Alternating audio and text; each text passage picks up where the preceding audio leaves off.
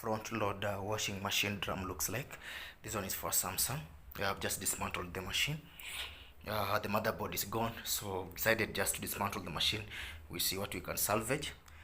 So this is how the drum is. You can dissect it into two, so that's why you're seeing a lot of bolts around. Like when you're replacing bearings, you have to dissect into two, remove the bolts, and then separate the drum. So the drum is always suspended. We have dampers hooked on the washing machine. Some machines have 3, others have 4 dampers. So with this model, it has 2 dampers. The dampers sit here. Here, one sits here, the other one sits there, and then these springs here are always hooked on the drum. Okay, they're always hooked here. So it's the springs are hooked there, and then they come here, and then we have another one here. So the drum is always wobbling in there. So because the drum is always suspended, for smooth washing, most of the machines come with this concrete. Okay, so they help with stability. This is definitely concrete. These are concrete, guys. So they are quite heavy. They hold the machine in a stable position. And then on top, we also have an extra here. But machines are different. Some old models, or even the new ones, I've seen some that have 2 in front, or 1 in front, and then another one here. So they alternate one here and the other one on the other side for stability. So this is how the drum looks like. And then this is the metallic stuff that normally that washes that spins around to wash. Okay, so what happens is we have the motor sits here. Here is where the motor sits. These are 2 bolts of the motor.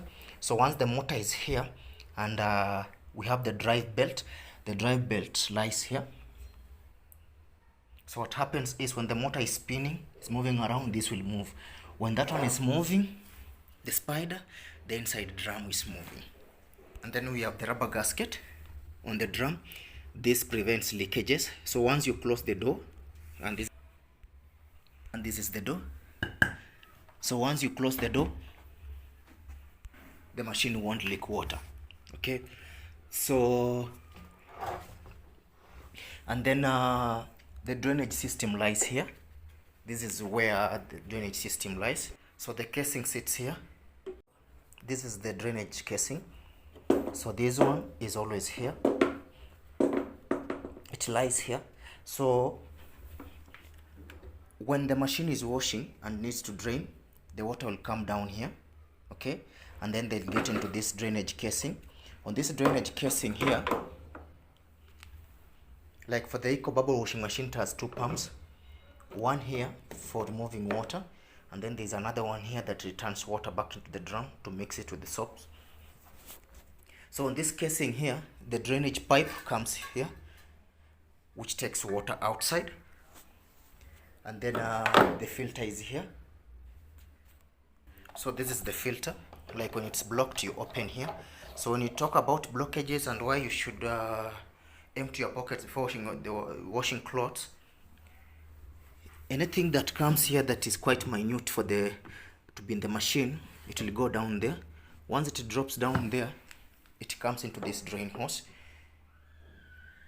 Lucky enough, it can come down here, and then you can open the filter to remove it. Okay, but if it's big enough or it's too big, it like socks, they will come here, stick there, so the machine won't be able to drain water. And then we have something we call the water pressure sensor. Sorry.